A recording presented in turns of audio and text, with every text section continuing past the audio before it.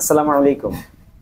ইবতেদায়ী মাদ্রাসার শিক্ষকদের জন্য সুখবর। আপনি যদি একজন ইবতেদায়ী মাদ্রাসার শিক্ষক হয়ে থাকেন তাহলে এই ভিডিওটি আপনার জন্য। দেখতেই থাকুন আপনাদের জন্য কি সুখবর অপেক্ষা করছে।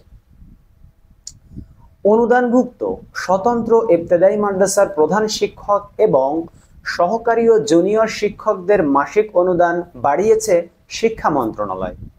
মঙ্গলবার 13 আগস্ট মন্ত্রণালয়ের কারিগরি ও মাদ্রাসা শিক্ষা বিভাগের এক চিঠিতে এ তথ্য জানানো হয়। চিঠিতে বলা হয়, অনুদানভুক্ত 1519টি স্বতন্ত্র ইবতেদায়ী মাদ্রাসার প্রধান শিক্ষকের মাসিক অনুদান 2500 টাকা থেকে বৃদ্ধি করে 3500 টাকা এবং সহকারী ও জুনিয়র শিক্ষকের মাসিক অনুদান 2300 টাকা থেকে বৃদ্ধি করে 3300 টাকা শর্ত সাপেক্ষে উন্নীতকরণের প্রয়োজনীয় ব্যবস্থা গ্রহণের জন্য নির্দেশ দেওয়া হলো।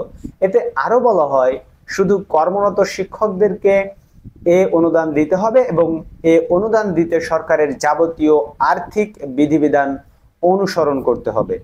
এর আগে 31শে জুলাই অর্থ মন্ত্রণালয়ের অর্থ বিভাগের বাজেট শাখার সিনিয়র সহকারী সচিব শাহরিয়ার জামিল স্বাক্ষরিত বেতন বাড়ানোর আদেশ শিক্ষা মন্ত্রণালয়ে পাঠানো হয়।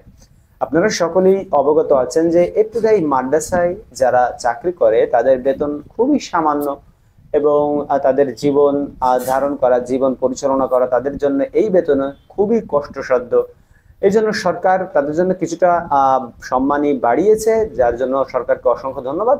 আশা করি আস্তে আস্তে তারা তাদের প্রাপ্য যে বেতন এবং তাদের জীবন পরিচালনা করার জন্য মৌলিক চাহিদাগুলো পূরণ করার জন্য যতটুকু বেতন হলে তাদের হবে ততটুকু আশা করি সরকার ভবিষ্যতে দিবে।